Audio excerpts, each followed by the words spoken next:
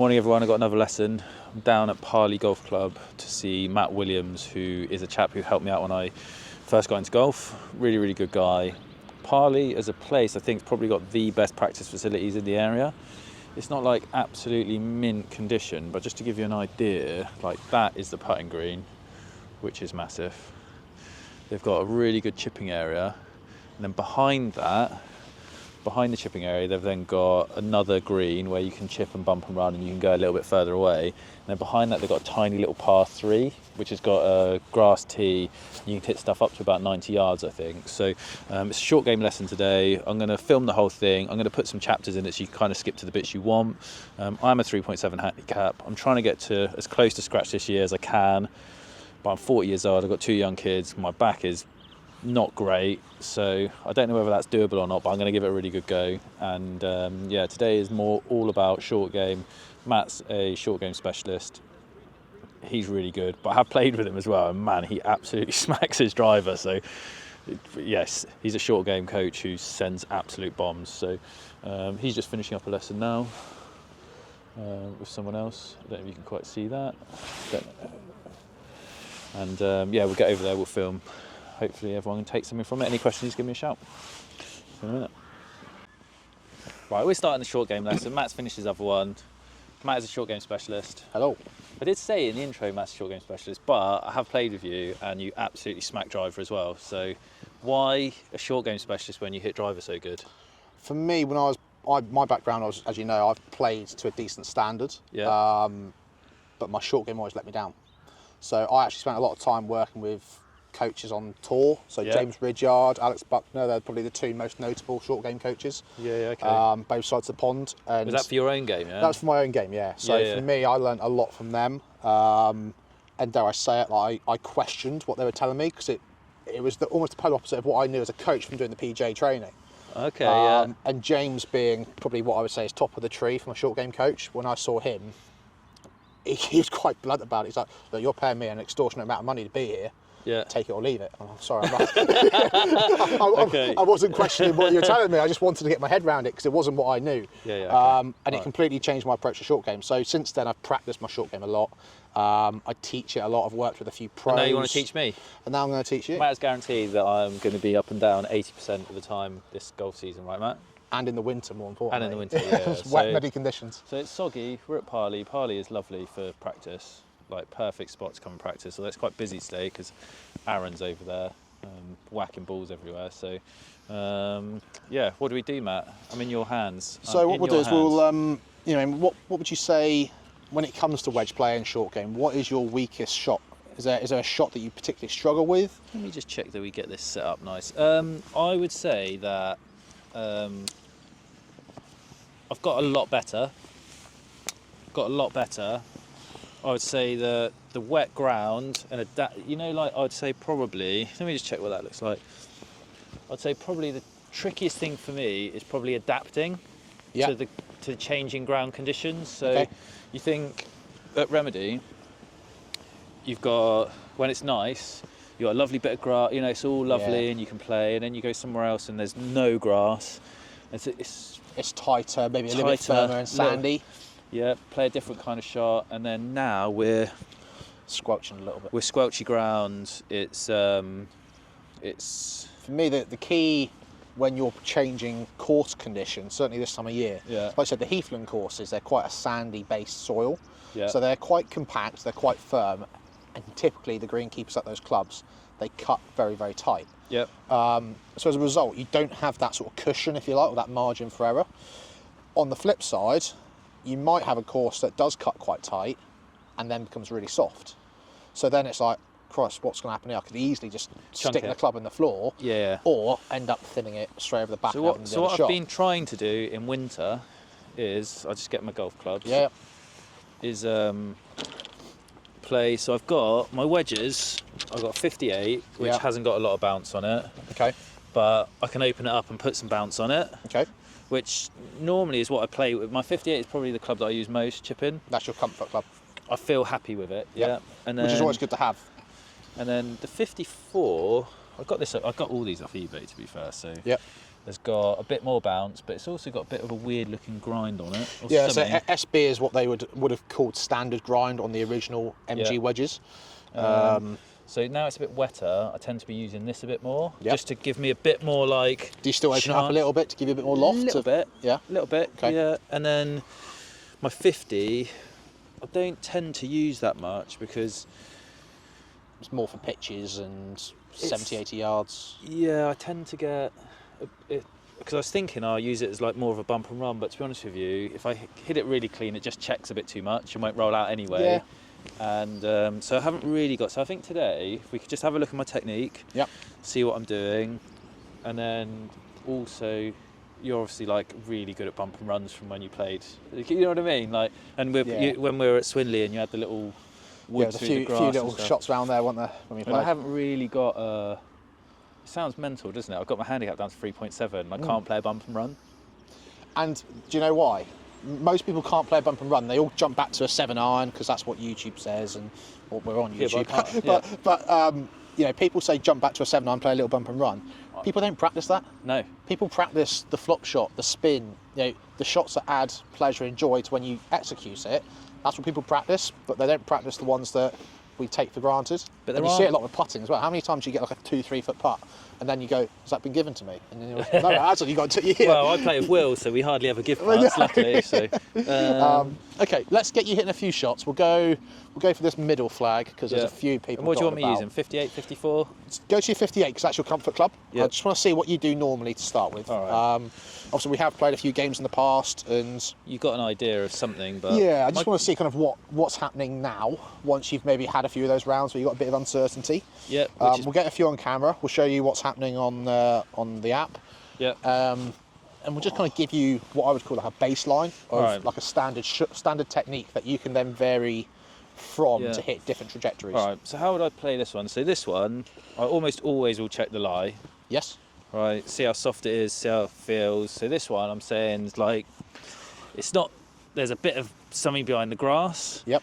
which makes me want to come down on it a little bit more. So I'll Okay. probably put it back in my stance a little bit. And then this one, green looks like it runs off to the right a little bit. Yep. So I'm going to try and hit it quite low and then just let it get up near the flag, really. Okay. This is my first shot. I haven't hit any. You haven't warmed up at all. I can verify so that. weight. So I'll go weight left, feet close together. So that's obviously dug right in, but something like that. I haven't turned, but let me hit one more. Just How would that compare to like your standard? Absolutely nothing like it whatsoever. I played six-a-side football last night, Oh. and my back is in absolute bits. In pieces. That's all right, mate. Right, so I'd say normally I'm trying to get to about there. Yep. Okay. Just a bit more turn through, a bit more confidence. So lean forward. So that's finished pretty good, isn't it? So that's Within a pretty. couple So feet. that's what I was trying to do. That did what I was trying to get it to do. And is that your standard trajectory in flight for your 58 when you're chipping? No, only when the weather's when it's not great. like this. So if I tried to get one a bit higher, so you see like Aaron's popped one up there, Yeah. off this lie, would I feel really confident about that? How would you go about doing that first of If all? I had to do it. If you had to do it, how would you go about it? Okay, so I mean, it's not tight grass, but it's, you know, it's fairway length, wet, yeah, so I'd and it is wet. probably I'd be aiming to probably the ball position would change a bit. I'm not going to have it quite so far back, Yep. and but I am still going to try and bounce the club off there. Okay. But do I feel confident about it? Not massively. Okay. But so I'd open the face up a bit and blade it And then straight we through. blade it straight through. Okay. Yeah, so off this ground, normally I'd say that to get it high, so if let's just say it's not wet grass and I'm just playing it normally, I just normally bounce the club off the... Give it a go. And then that happens. Yeah, so... And for me, it's controlling the low point of the swing. If you see many short game videos online, Yeah. low point is a term that's used a lot, and it's relevant to every part of the swing. Do you know what I mean? Whether it's a wedge, driver, putter, whatever, low point is essentially the lowest point that the club is during the swing. And we want to control where that is, not just in relation to the golf ball. You know, we don't want the lowest point to be miles ahead or miles behind the ball, Yeah. but we also don't want it vertically to be too beneath the surface or above the surface, because that's when the duffs and things start to creep in. Now, there's lots of different ways of trying to control sort of trajectory. So if we let me get a camera so I can share this. So we've got sort of two different perspectives here. We've got sort of a face on and a down the target.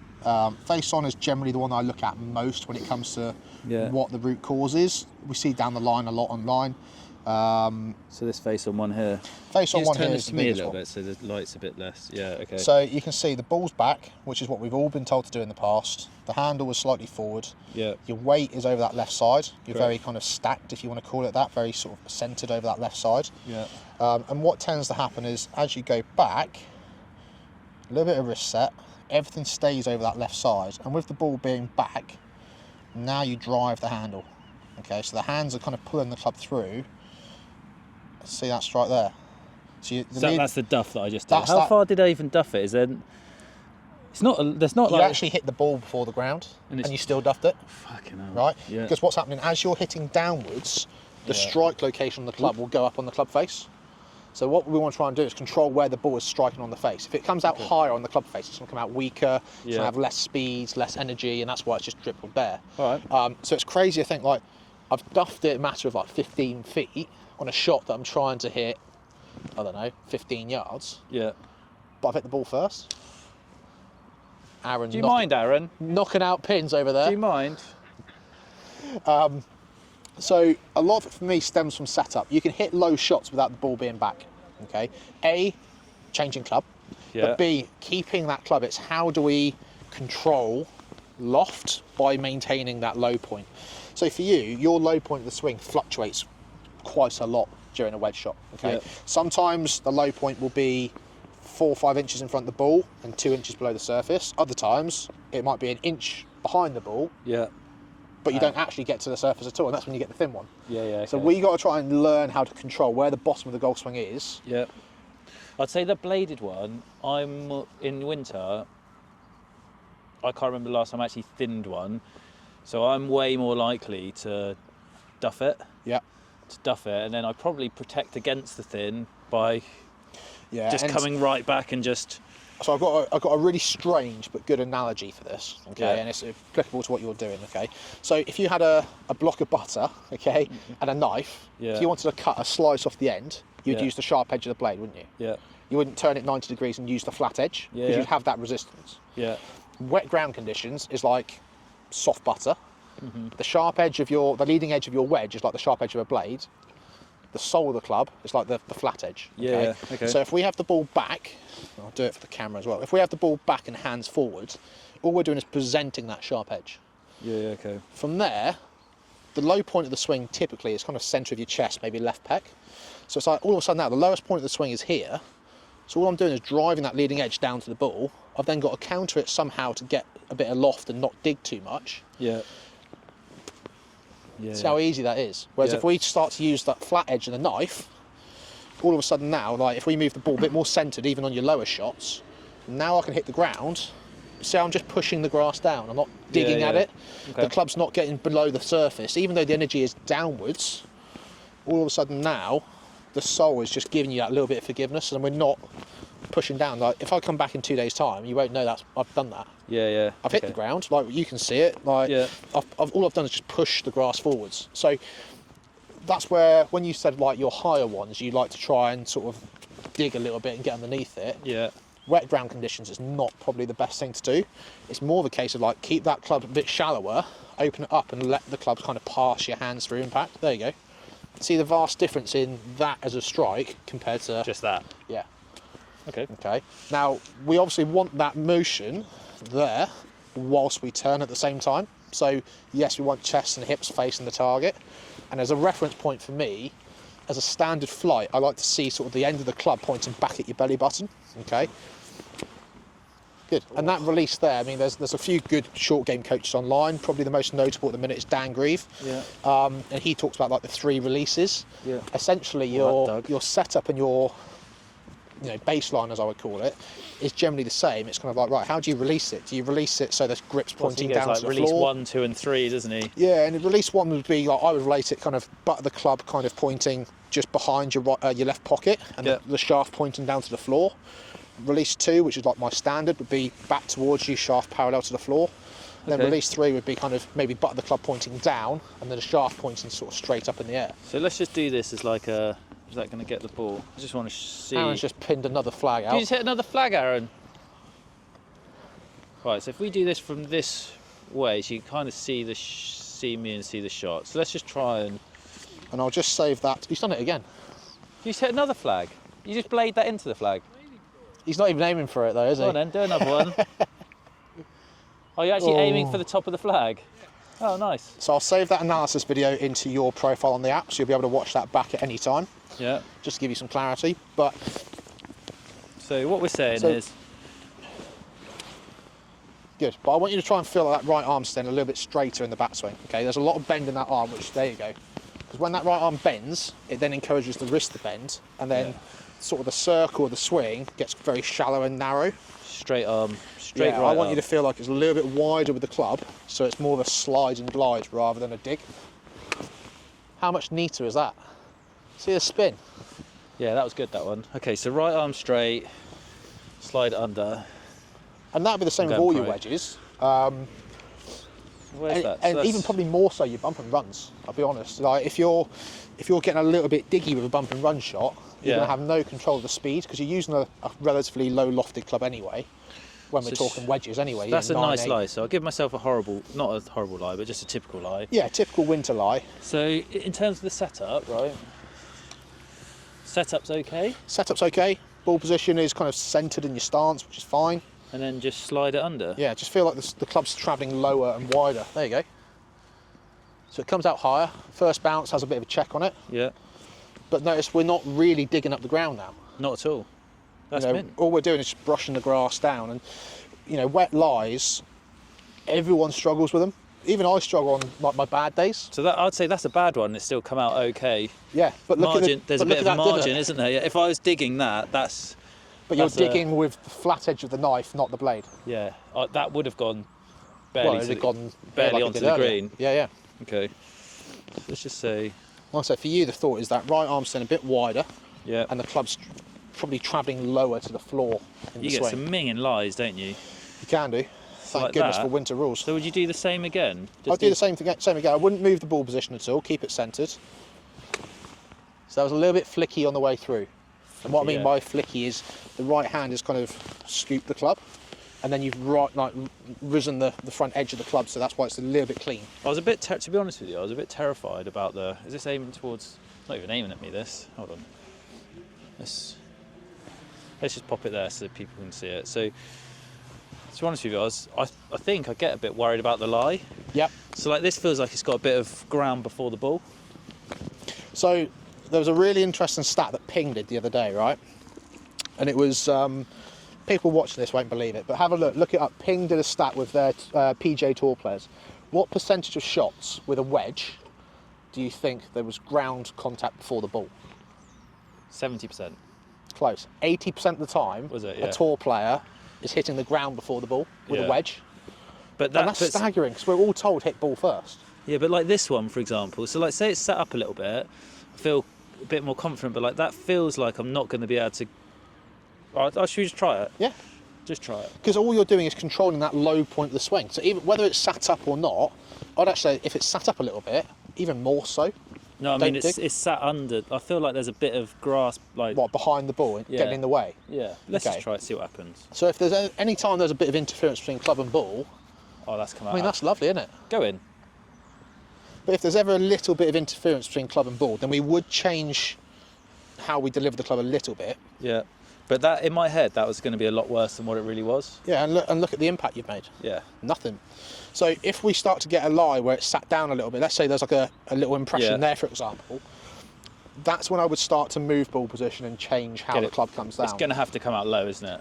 It doesn't have to, but it will likely come out lower by the way you play it. Okay. Now the reason why I say that, I would go to, I mean, you can't go to a more lofted club than your 58 because you haven't got one. Correct. Okay. Yeah.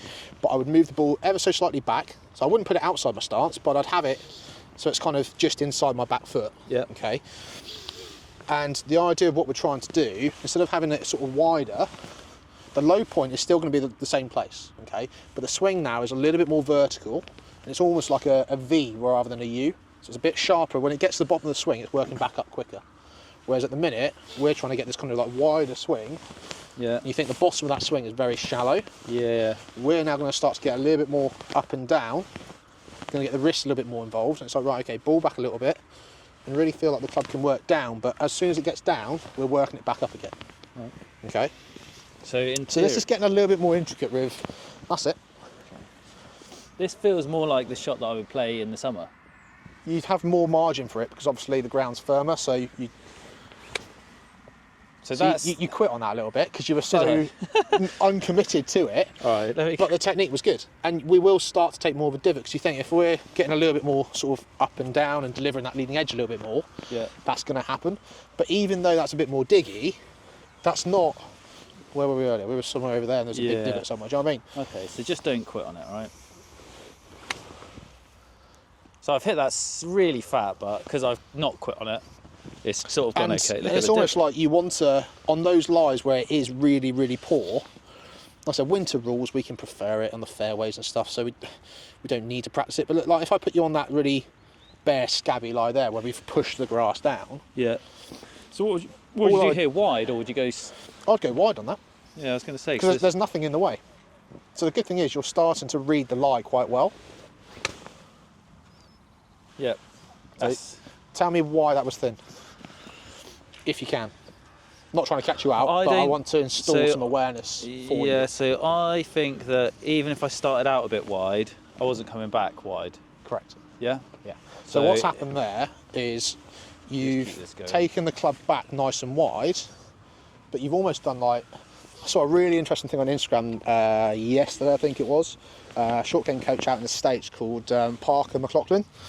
Former tour winner, now short game coach, and everyone's been told like Phil Mickelson. You watch Phil Mickelson online because why wouldn't you for short game? Do you know what I mean? But he always says like, I hinge it and I hold. Okay, that's his feeling. He doesn't really do that. Because if you think, if we're talking about that low point of the swing, if we're here, if I hinge and then I hold that and turn.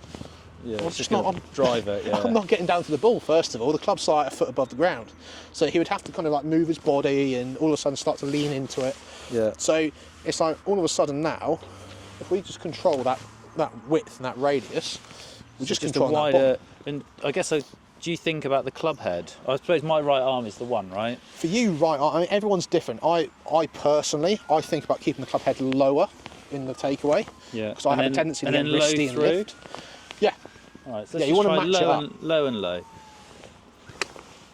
Bit flicky. Bit flicky. Yeah. Okay. All right. So, again, let the body turn do the work. We're here at setup, where essentially that's where we want to be when we hit the ground or hit the ball. Okay. So if I just keep that relationship between my arms and my body, don't use my wrist, don't retract or extend. Yeah. All of a sudden, it's like, well, I can't fail but to get back to that position. Okay. Closer. A bit better, wasn't it? Yeah.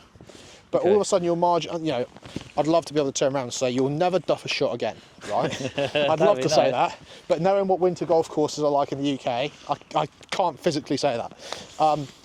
But when you do duff it, or if you do duff it, your margin for error is going to be so much greater. Yeah, so I didn't open the face a little bit. Wide. So where you've opened it, you've just kind of slid under it a little bit. Yeah, I wasn't really going for the flag, that one, so that sort of came out. I was just trying to get that. But again, bye Aaron. Bye Aaron. Thanks for demonstrating how to do it. Appreciate that. We'll just repair all the flags for you now. Right, so let's say we're actually going for that flag, right? The other thing you could do, certainly in winter conditions, as you said a minute ago, is switch back to your 54. Yeah, I think you got my 54. I have got your 54. Because you can open up a little bit. I mean, the bounce... 8 bounce isn't massively low. Yeah. LB grind is low bounce grind. So you've got the highest bounce on the lowest bounce grind. Yeah. And when I say grind, it's kind of how they shape the sole of the club. Yeah. But this one automatically feels like It's not gonna. It's not gonna. Like that's Correct. just gonna. And I would encourage you to use your 54. Just open it a little bit at setup, but the same technique of keeping that width and slightly wider with the club head. Oh, proper fucking flicked my wrist at that. Just ignore that one. Even though you did, there was actually a fair bit of spin on that. yeah, I bet, Kind of grabbed up on the second one. Oh, so that one It's didn't go just over at the back? No, it's just at the back there. All right. With a mud ball, that's pretty good. Okay, so we're just They are all Pro V ones as well, I have to add. nice and wide. Slowed down on that one. Didn't Technique I? was good, but you were so focused on concentrating on that movement, you just didn't quite have the power there. All right. Does it make sense though? Yeah. Yeah? Yeah, it makes a lot of sense. Block of butter. It's such a random analogy, but it's so true to winter golf. Yep. Because this is like chipping off a block of fecking butter. Yeah, that's been in the microwave for 30 seconds. Yeah. All right. Oh, do you know how bad? I've got to stop playing football. My back is just in bits. Well, one of the other coaches down here, I mean, he's a couple of years older than me, so he's Harry. 3 years old, yeah, so he's 32, Bust right? his Broke shoulder. his shoulder playing as a goalkeeper. What an idiot. It's amazing how many people go from playing recreational football to golf. Normally because of knees and ankles, not normally shoulders, but That was awful. That. Right, let's. to give yourself a half decent lie. Like I said, this time of year you'd have preferred lies. Right, so this is a half decent lie, I would say. So I'd have your feet a little bit closer together again. That's it. Setup's good.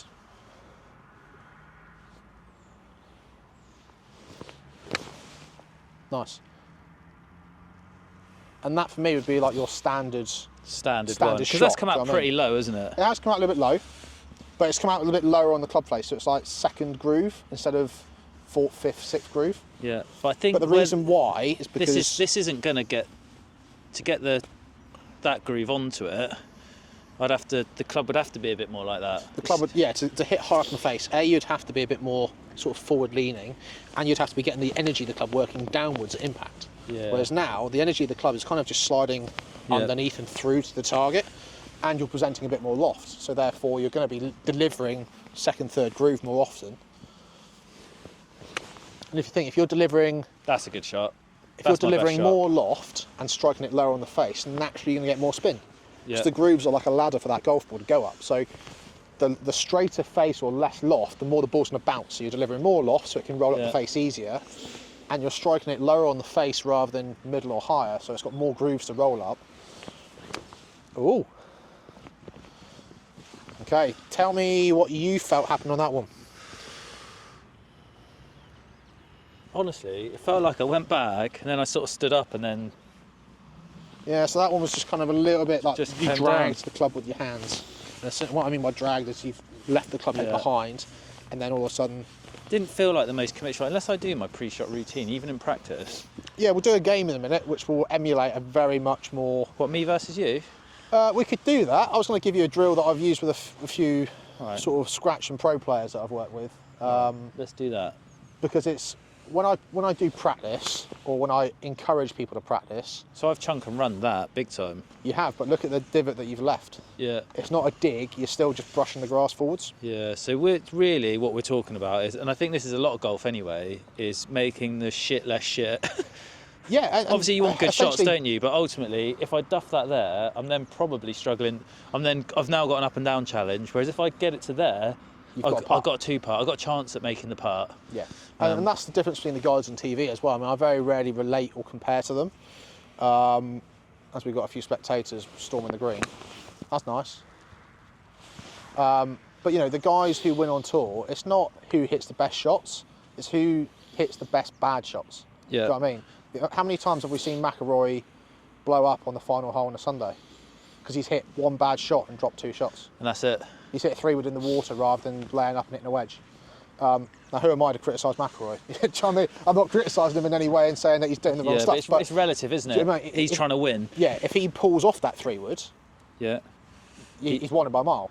But if he doesn't pull it off, he's just giving it to somebody else. Right. He starts tearing his shirt off. Nice and relaxed, wide, blade Flicky. it. So really nice on the way back, Yeah. but on the way through, Just just threw your hands up. when you say flick, you just mean let my hands go. So I just Yeah, need so- to hold my hands a bit more. So your hands kind of release the club up, Okay. So, and I want that. Yeah, so we want to control So that back left, there. so do not let that left wrist go. Okay. Yeah, keep that relationship and just Alright. turn your chest. There you go. So That's the difference. So that's no. See how quick that stopped? Yeah. Okay. All right. So I think that's the feeling for me, is because I've always been like a bit of a handsy. Which there's nothing wrong with in the right condition. In the summer conditions, I'd encourage it. Yeah. But in this, that's a beautiful shot. Yeah, and you've still there. managed spin, you've still managed height, you've still So get got the a good setup. strike. Get the setup. Don't drive the hands and just turn wide. Perfect. Really nippy. Yeah. Just skipped a little bit. Probably found the firmest part of the whole green on that bounce. Yeah, but it's just the strike and the flight. Yeah. So just, okay, this is good. This is, you know, like when you have lessons. If you don't have lessons, I could go and practice this all day, and I might hit slightly better shots. Yeah. But actually trying to get better. You know, it's fun percent, isn't it? Being actually better at the end of your hour. Yeah. Like this. But it's structuring your practice in a way that you do get the most out of it, which we'll look at that as well in a minute for the second half, because right, so let's actually go so for this few one, golfers know how to structure practice. How often would you? That's nice. Oh, if you were to give it come to out me. here and practice, Yeah. would you do what we're doing now and hit shot after shot to the same target, Or would you vary it? to be honest with you, I've stopped doing that. I tend to only play games now. Perfect. So like I might play like an up and down game, you know, or like with the putting. Although my practice time's pretty limited. My putting, I'll do like, might do a little drill, but it'll be a little game. Yeah, something You know. measurable that you can compare against week to week, Yeah. because that's the way that you know whether you're improving or not, and more importantly, if you're not improving, what's letting you down. Yeah. Okay, so we'll do that now. So I'll round those up. Right. We'll do a game that's got one golf ball, but no two shots going to be the same. Okay. And it's going to be something that you can compare session to session. And I'll say, if you don't improve, you can then analyse and go, why haven't I improved? Okay. So many people just practice and hit balls, and they do it because they feel they should, or just because they enjoy practice, but they don't actually gain any tangible like information on, have I improved, has it been a benefit, or Yeah. have I just wasted an hour of my time and then 10 quid on Yeah, range yeah. balls, do you know what I mean? Okay. So we'll round these up. I think it's also better if there's a little something on it as well. You know, like Yeah. it's you don't just get like on the golf course. You don't get a free No, and that's the free thing. go at it. people don't practice how they play. Yeah. I mean, I'd put my hands up when I was trying to make it playing. I was guilty of that. I learned a lot of key stuff from a few guys that have been there and done it. Yeah. You know, Zane Scotland, who's now a Sky Sports commentator. He used to Zane.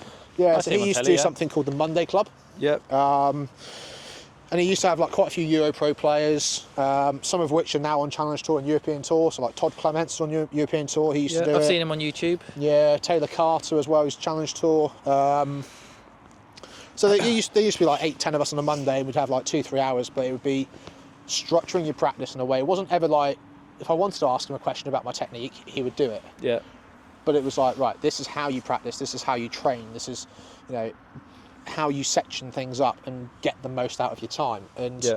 I probably learned that a little bit too late. Did you? Yeah, Yeah, definitely. yeah, But okay. I like to try and install that Good to into. know, though, isn't it? Oh, massively. Well, Yeah. I'm nearly 40, so I'd say my chances of going on tour, Matt, are somewhat. You could go on the amateur. amateur.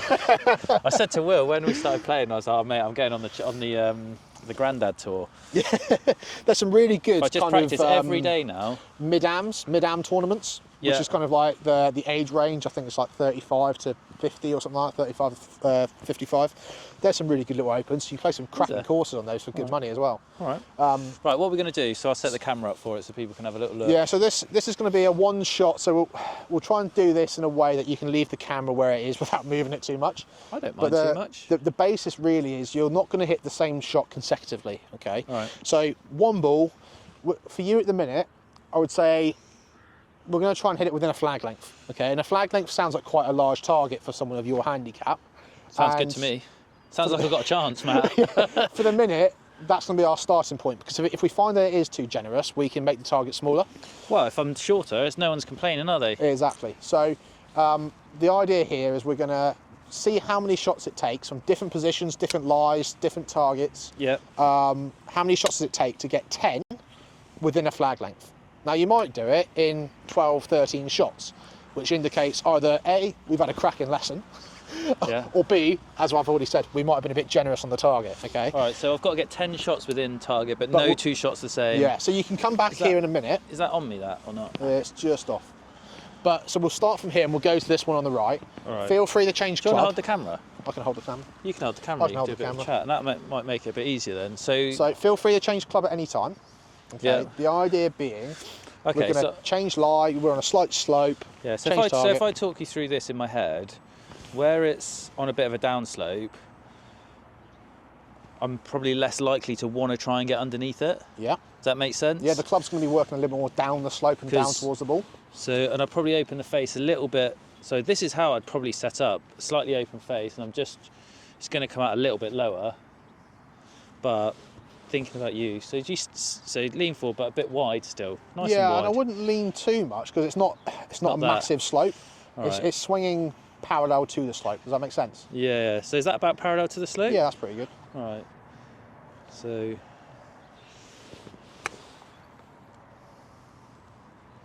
So it's just dug its heels in a little bit, but yeah, one from one. that spun more than I thought that was gonna. Yeah. But it's wet. Like, what do you know? It's where, I mean, the green is a little bit soft. We've got to look at sort of landing spots as well. Yeah. Which will always that vary. that land, is that inside? It's pretty close, isn't it? Well, give me that just for the sake of the first one. That's inside a flag length. All right. Certainly our flags anyway. Yeah. Right, so next lie we're going to go over here on the edge of the bunker. This is a lie that loads of golfers struggle with. A sandy, relatively tight lie. There you go, dropped in situ. Brilliant. And what we'll do is we'll go for that middle flag of the 3, Yeah. just at the end of this wedge there. Do you want to just come this side of me so people And can see? talk us through how Go on. you're analysing the lie, because that's really important for all levels of golfers, how we analyse the lie. Yeah, so the lie is just a bit above my feet. If to be honest with you, it feels like quite a nice lie for me. Yeah. I'm going to use my 54 because you've got my 58, but I actually feel quite happy with my 54. Yeah. So And I think for this length of shot, So, and 54 also, is a good I've option. probably got a flyer. So what would my options be? My options would be just to run it up there, yeah, which I probably wouldn't hate the idea of if I could play the shot. But I think realistically, I'm just going to land it just past halfway yeah. and just let it I would release say, slightly you know, left of the flag. A slightly sandy lie, and it's quite tight. Chances are there might be a little bit more spin on this if you strike it as we Nicely. want. Yeah. So I would say probably land it probably 60, maybe 65% of the yardage, Yeah. and you should get that within a flag length easily. All right. So trying to focus on that sort of width in the swing. Nipped. There you go. Go in Within a foot. within the foot. Yeah, that felt good. Really so this good. is what I'm trying to, because my short game had got so much better. Yeah. Which, as my like it needs to get And the your golf handicap down. improves, yeah. And then it turned to winter, and honestly, I might as well have been playing a different game. And I went through that same. That's You why. just- That's why I now specialise. Yeah, we'll Yeah. make sure people see that. That's why I went into specialising in short game. You asked earlier.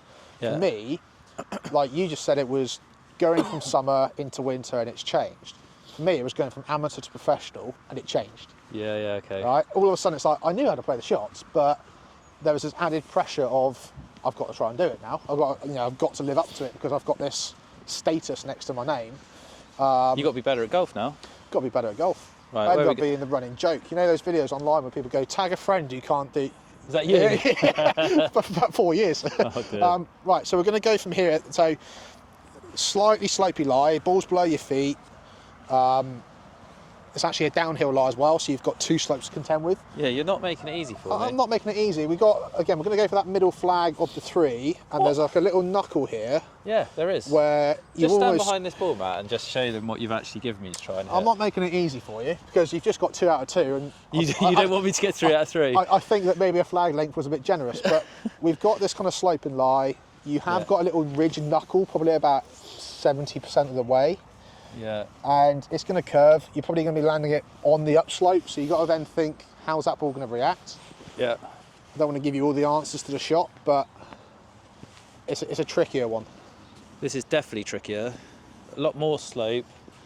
So I think, in my head, I'm just going to...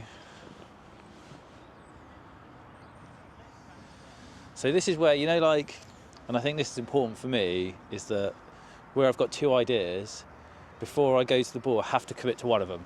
Yeah. And this is where sometimes, and I know, I'll go like, oh, da-da-da, and then I'll decide while I'm already over the ball, but I know I play my best golf when I decide before I go to the ball. So make my decision, then I just commit and go for it. Something I worked with a golf psychologist when I was playing quite a lot. Something he used to say is the think box and play box. Yeah. So like behind the ball where you are now, that's your think box. Yeah. I nearly went into the play box thinking. Correct. And you wanna know what you're doing as you step in or before you step in. Right. So picture your shot now and just execute. So a little bit ground first. Oh, behave. Clip the flag and lift out. That was exactly what I was trying to do, though. Yeah, slightly lower flight, chase it up the slope. Yeah. Like I said, it is a little bit soft here. But you see, I played it a little bit harder. Yeah. Because I thought that it would. Well, from here, you can't really see it on the camera, but there is a ridge, and in the summer, I know that playing that same shot, you'd probably have to get it near the cut. Land it back there, yeah. You probably have to get it near this cut and it would feed in. That one, I just had to be a bit more aggressive. We've definitely been generous on this flag length for all. But 3 and 3. Well, I've obviously just got a bit better at golf since we last played. 100%. Well, we'll test that now. Oh, what? It's just going to get harder. I'm just going to get harder and harder for you. Wait, whatever happens, I'm just not going in that bunker. We're not going in the bunker. Whatever you do to me, I'm not going in the bunker. What we will do though. Yeah, go for it. Yeah. We'll come down over here, and we're going to play to this right-hand flag of the lot, but sort of between the two bunkers. Out the rough. No, we'll go out the fairway for this one. Further up. About where you are. Right, I'm giving myself a lie though, because this is. Yeah. Now, excuse the state of the bunkers because they have been washed out with storms and. Yeah. Okay. So with this one, realistically, it's a tricky one because you've got that elevation that you're walking up now. As soon as you get to the green, everything's running away from you. The only benefit you've really got is it's first week of February and it's been peeing with rain. If this was summer and this was cut tight, I'd be tempted to putt it up, but you'd have to land it probably not on the green, I guess, wouldn't you? Yeah. But in winter, so summertime it would be a very different story. I'd be playing probably a gap wedge. So for me, my gap wedge is 48. I'll probably play a gap wedge and land it halfway up the slope and hope it then skips up, and then gets a little bit of check and then rolls down. Just lovely. So we're not doing that today. We're not doing that today. I don't think you'd get it anywhere near the top of the slope, let alone onto the green. So but what club have you got there? You got the 54? I've got my 54.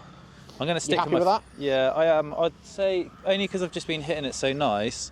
And to be honest with you, I feel a lot happier with how it's bouncing off the ground because it's so soft. Yep. If it was soft ground, I'd definitely use my harder ground. I'd definitely use my 58 because I think I need a little bit of height here. Definitely. So we need to get it a bit higher. But I still think I just need to land it just on still. Yeah, I think if you land it near the edge of the green, as long as you don't get too firm a bounce.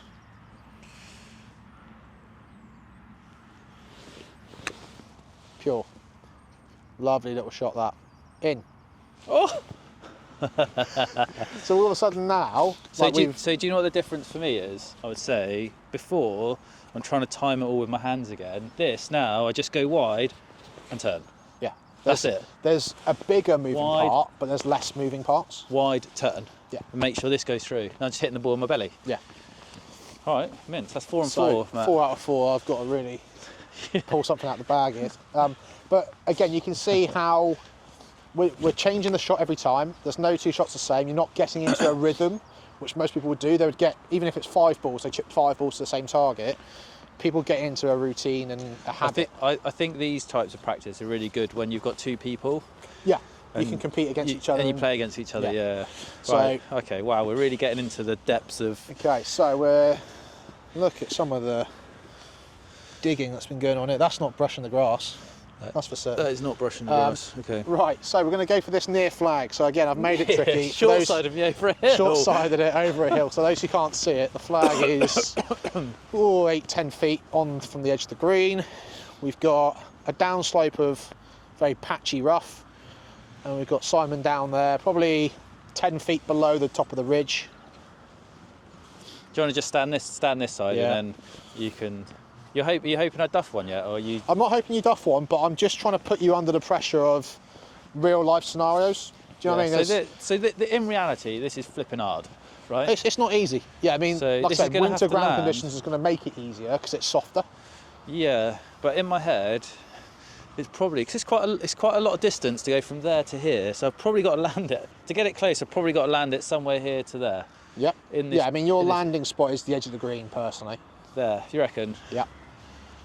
Yeah. Okay. You still happy with the 54? Yeah. Yeah. Yeah, I am. Backing himself. Yeah, I am. I think I get enough spin on this to stop it. Right, again, think box, commit box. Right. I know what I'm doing, so it's just now just put a swing on it. Okay. Bit more loft. A little bit clean. Oh, that's stop. That's all right. That's within 2.5, 3 feet. And that's come out quite low. So again, summertime, 58. Have to be 58, yeah. It's almost in the summer. It's a flop shot. Yeah, essentially. And so, like flop shot wise, the technique's no different. Yeah. Like the shallow aspect. Certainly when you're playing firm ground conditions. The key really then is like, right, how do we set the face?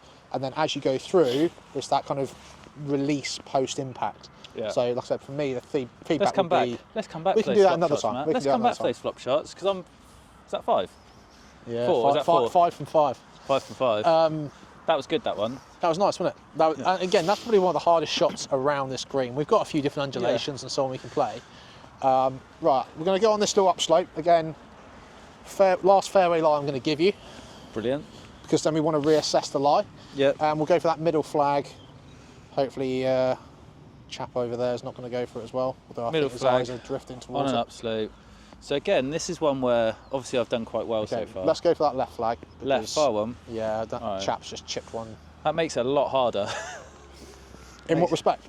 It's longer, so it's obviously harder to get it close because it's further. It's a further shot, yeah. Further shot. I've got to go up there. I'm now chipping into a bit more of an upslope. Yeah, it almost looks like the flag is on a bit of a flutter. No, that's cool. I'm going to go to that one. It's good. So now, sorry. Yeah. So I think the so here, I think the difficulty here is because it's on a bit of an upslope, and the green's coming this way, is that the green's up running. I've got to get it all the way back there. Yeah. So the first thing that's going to happen, you're chipping off an upslope. It's going to go up. So it's going to go up a little bit, instinctively. Yeah. This is possibly a scenario where you could start using your gap wedge. Yep, I agree. Okay. Now there's nothing stopping you going to your bag to get it, but there is because I'm going to put this 54 close. Go on then. Lovely nip. Landed on the upslope with a bit of check, and it's just rolled left. Do you know what that is? That's the That's the ball above your feet. Yeah, just not quite taking that into account, but I hit that nice, didn't I? It was, again, really nippy strike. If we look at the ground here, I can see it because I've got a trained eye, but you can just see brushing the grass down, not taking a chunk. Hold on. It's come out. It's come out nice and high, landed nice and soft. Hook the power bank back It's, on. So that, for me, was exactly what I wanted to do, minus the direction a little bit. Yeah, and even though it's not within that flag length, it's still a good shot. Yeah, and I think. It's only within a foot. Do you know what I mean? So I think. Is that not in the flag length? I might measure that. Give it a go. It's not, is it? I don't think so. I think it's about 8 inches outside of it, but.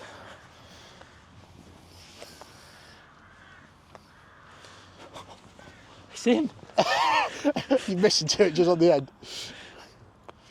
Oh, come on. The whole ball's got that. That's a bit of the ball's in, I reckon.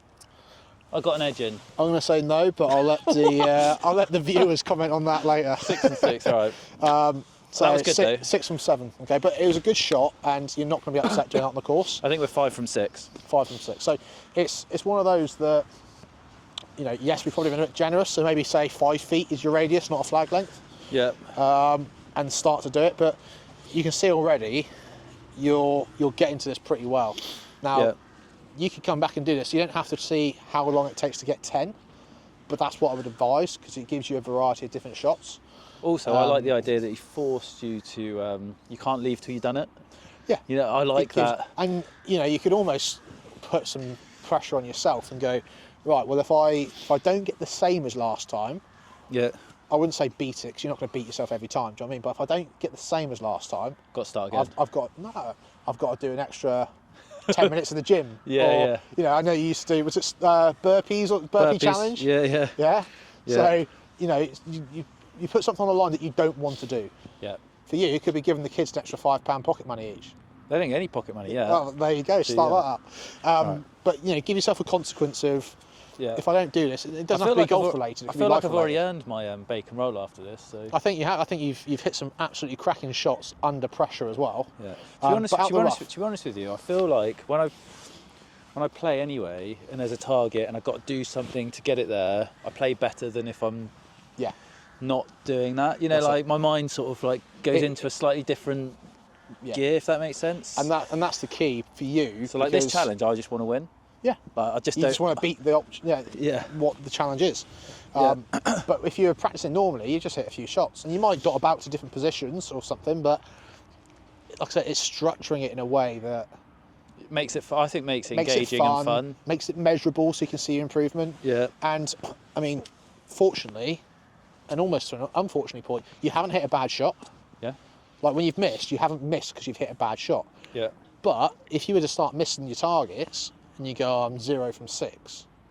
Why am I 0 from 6? Yeah, yeah. Am I not striking it good? If you're 0 from 6, am I not landing it where I'm intending to land it? If you're 0 from 6 from a game like this, though, that shows that it's not a bad thing, is it, that you're 0 from 6? It just shows you it's that a learning experience. It shows that you've got like quite a lot of shots to save. Then. Yeah. You know, like I said, it's a learning experience. If you're trying to land it in a particular spot and you're not landing it there, you need to focus on your landing point. Yeah. If you're not striking it, you need to work on your strike. Right, come on, let's get on with this next one. So from here, we're going to go for that left flag again, but now we're in the rough. Yeah. Obviously, lie changes a little bit of how we're going to deliver it. Yeah. There's Will. Hi, Will. Yeah, I'm brilliant now. Yeah.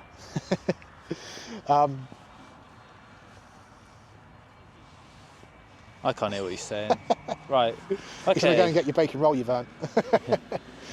So now we're in the rough, okay, and it's not thick rough. It's winter rough. But I'm going to have a bit of grass between the ball and the. There's going to be a bit of interference between the grooves and the ball. So this one now, I'm feeling like I'll land it. Where's he going? Jesus. He's got a birdie. Trying to kill the geese. So I think this one is going to run out a little bit more, but it might come up a bit higher because I can get under it a bit more. But to be fair, I've just got my landing spot. Are we going to be shallow and shallow with this one, nice and wide, or are we going to be a little bit steeper because in the rough? I'm not going steeper. Okay. It might slide under it a little bit, but I don't see much benefit to going steep. Cool. I feel like I've got quite a bit of. Very nice. Another one hit the flag. Hit the flag. All right. That was good, that. So yeah, in that scenario, and I almost wanted to try and catch you out, right? That's why I said, are you going to go steeper or not? Because in some lies in the rough, we would want to get that club coming in steeper. Okay? If it's sat down in there. Yeah. Or if there's a lot more interference. Yeah, but that's sat up lovely, that is. That's. Yeah. So when it's sat up in the rough, we want the club to be shallow and slide, because when there's that little bit of cushion, if you like, that sort of gap of air, the club can slide under so easy. You've got so much space. Comes out high in the face, you've got no speed, no control, yeah. And then you start to sort of lose it a little bit. Yeah. If we now come over here, and I'll give you another rough lie. I'm surprised you haven't got me flopping over a bunker yet. Not yet. We're going to go we're saving the flops for another day. So drop it somewhere in that rough there. Okay, so now that's sat down a bit more. That's a minging. There's comfortably a massive wedge of grass between club and ball. Now he's changed to 58. Okay, so we're going to go for that same flag, that near one. The near one? Yeah. Short-sided me in this rough? Short-sided in the rough. Okay, so the challenge for me now, what I'm thinking is that I'm going to need more speed because I've got to get through this massive patch of grass. Correct. There's an upslope as well. There's way less control. But you've got to commit, because otherwise if I was playing this in a game, I'm going to be, if I'm past the flag by 10 foot, is better than me being here. Yeah. And there's quite a bit if you come here, there's quite a bit of green behind. Yeah, I mean, it's quite firm here as well, because it's really sandy from where people have splashed out of bunkers. So the ball will bounce and run a little bit. Okay, so just needs a little bit of speed. Pop it up. Oh no! That's actually come out exceptionally well. It came out so good, didn't it? Yeah. Right. I was expecting that to come out a little bit lower and a little bit more fiery. You've landed it in a pretty good spot, edge of the green. It just didn't it quite came have through. I think where I went through the grass, it went through the grass a lot quicker. Yeah. There wasn't as much resistance through the grass as I thought. Correct. And then strike location slightly higher on the face. Yeah. Okay. Cool. Right, let's then move down over here. And we'll make this the last one then. All right. But Is that about the hour anyway, isn't it? Yeah. yeah, Oh, you're making it. what we can do, go We're down going back here. over to the putting green. No, this is bog territory here. This Brilliant. is really going to test your minerals on this one. It's not. This is just him stitching me up. Whatever you say. This is just. Look at this. Look at my feet in there. Yeah, but if you can control the low point of your chipping action, So am I just dropping it in? just drop it in. That's Could not get a better lie. Look, I'll make it worse. There you go. There you go, sat down a bit. Near flag. Near. Short-sided. I'm going to stick with my 58 just to get through the ground a bit more. Get through the grass. But this is something that you can then redo in your own time and compare, how have you got on today versus how have you got on next time.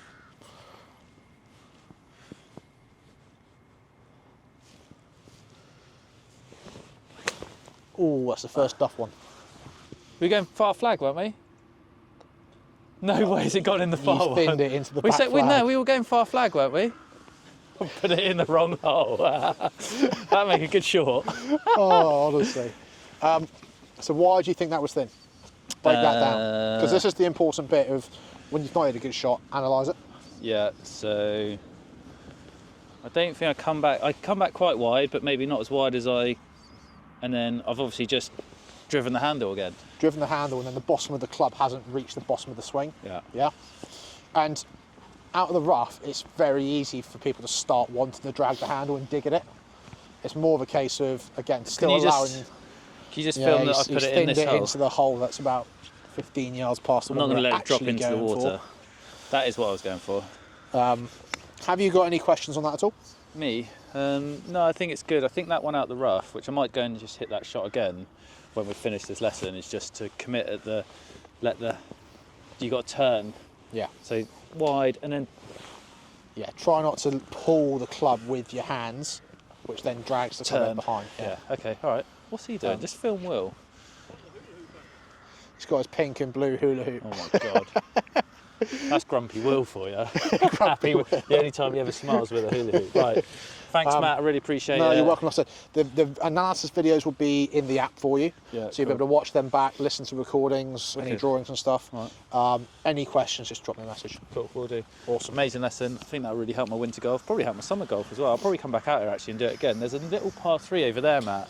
Yeah, so which is closed at the minute. It's closed at the minute, so we've got another pitching green here, which you can do sort of like 30, 40 yarders with 3 pin positions, and then you got is that that's closed now, isn't it? But closed when the weather's but better, weather will open. Yeah. When the weather's better, we'll get back out and we'll do some 30, 40 yeah, yard pitches. and there's a practice par 3. It's about 110 yards as well, so we can do some stuff on that. You all right, Will? You gonna say hello? Morning. Did you get me a bacon roll? No. Oh, selfish. I'm gonna go get one. We could film Will's lesson. That'd be entertaining.